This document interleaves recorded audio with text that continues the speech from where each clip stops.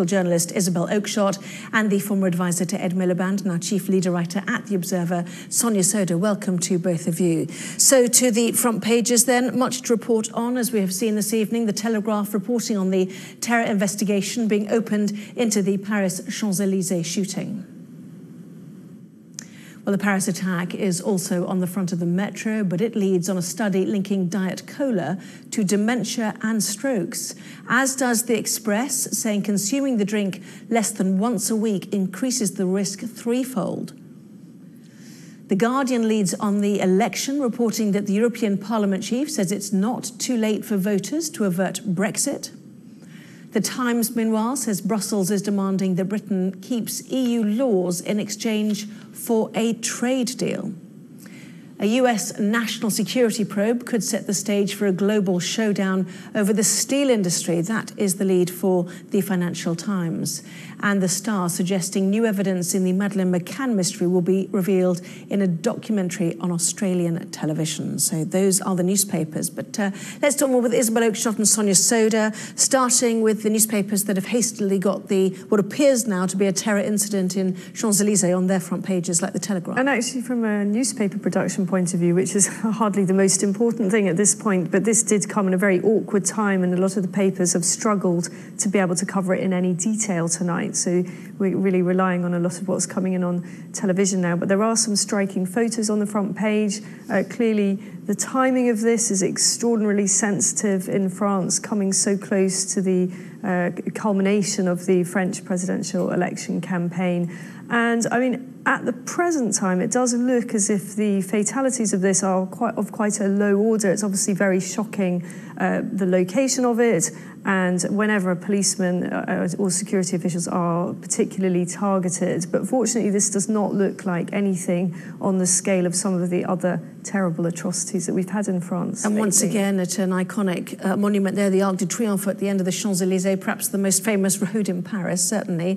The Amaq news agency, Islamic State, claiming, as they put it, responsibility for the Paris shooting. We've yet to see whether they will change their terminology to say a soldier of war, which indicates that it is a follower, but somebody who's not necessarily received training. But and certainly the French President François Hollande suggesting, as far as he is concerned, and the security services, this is terrorist-related. Sure, but one thing, of course, you know, we have to take some of that seriously, but remember that they do have a habit of claiming so-called credit for some of these attacks, and actually when it turns out that it was nothing to do with them, you know, so it's sometimes premature to take at face value those announcements. And I think, you know, we were just talking about this before we came on. You know, this is the latest, you know, terrorist attack, and it follows in, you know, the last 5 weeks or so. We had the awful attack in Westminster.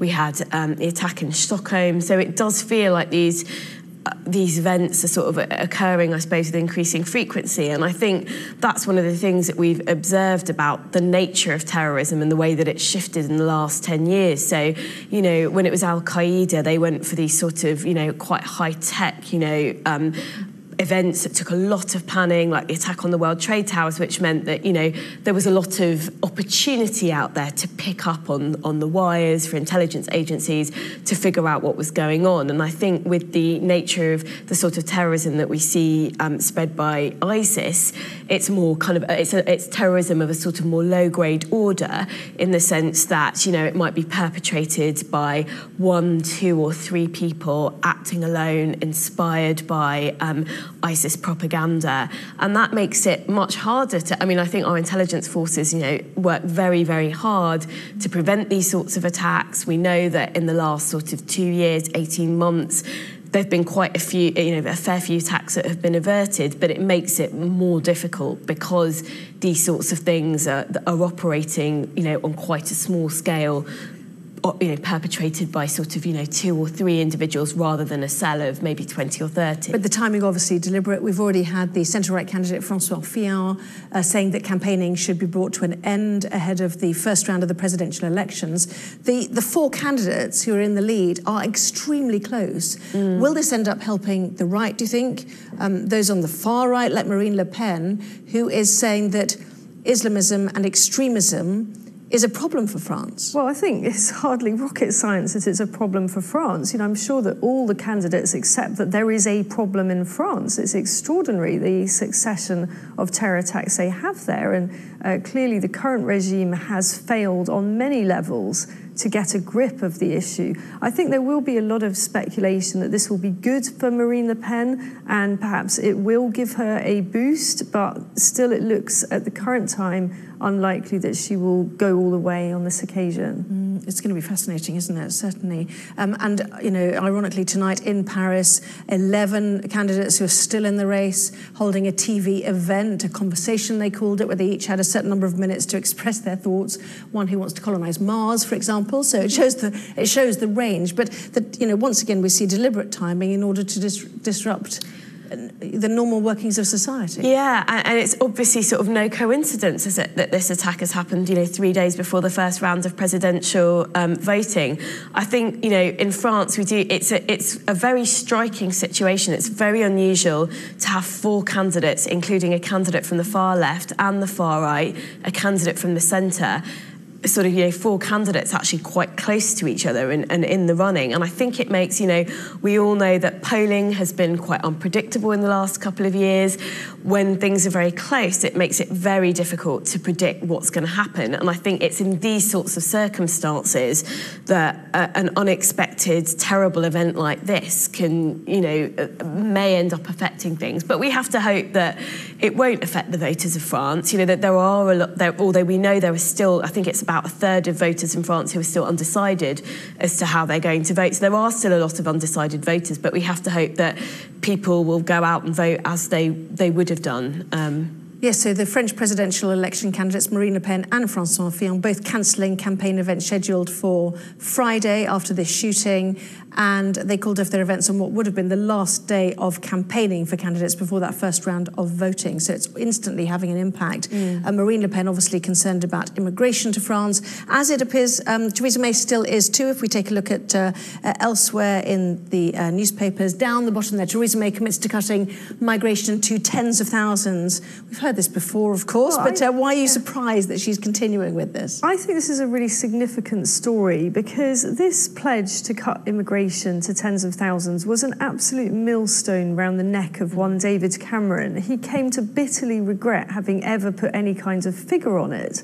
And Theresa May was under a lot of pressure from a lot of quarters, particularly, of course, of Brexit supporting MPs and from her own party, to make it clear that she wouldn't be in any way going back on that pledge, particularly in the light of coming out of the EU. It ought to be possible to do this, but nonetheless, there will be people who say it's unwise still to put any kind of figure on it. telling us that she was simply restating Conservative policy. Well, which she was, but the problem is she may not be able to deliver it still. Yeah, well, I think I don't think she will be able to deliver it, because I think when you look at the economy and the needs of the economy and skill shortages in certain sectors, I mean, there's a reason why we've had ministers talking about barista visas, for example. The idea of visas for young people from Europe to come over for a couple of years. And make us coffee. and make their coffee, of course. But this was considered to be, Theresa May's called this election. There's going to be a new Conservative manifesto. There's been an awful lot of speculation in the last 48 hours about what will be in and what will be out. What will she use this manifesto as an opportunity to drop? Will she use it as an opportunity to U-turn on the 0.7% aid target? Will she use it to drop the pledge on not increasing VAT or income tax or national insurance? And will she use it to drop the pledge on migration? And it looks like on migration she's sort of I think it would have been very difficult it. For her to drop it. There would have been a huge fuss if she hadn't stuck with it. So. And meanwhile, we're getting what Brussels is demanding from the Times. Brussels, this is interesting, is demanding lifelong rights for EU citizens and their families, including those who are not born in Europe, in a move that would overturn Theresa May's pledge to end the power of the European Court of Justice. And these they say, are leaked European Commission negotiating guidelines revealing the EU is demanding Mrs May indefinitely submit to rulings by the ECJ on pensions, employment and welfare rights of the 3 million EU citizens living in the UK. Well, good luck to them with that. We're beginning to get the shaping up of the debate. Position. Exactly, Yeah. yes. Yeah, it is a negotiating position, and we'll see where this ends up. But I don't think it's unexpected that the EU is looking to protect the rights of EU citizens that already live in the UK. And who's going to rule on those rights? Well, who would it be apart from the ECJ? Let's take a short break, shall we? We've got lots to continue with, including the news that diet drinks are in a health alert. Can diet drinks increase the risk of dementia and strokes? We'll take a look at that in more detail in just a moment.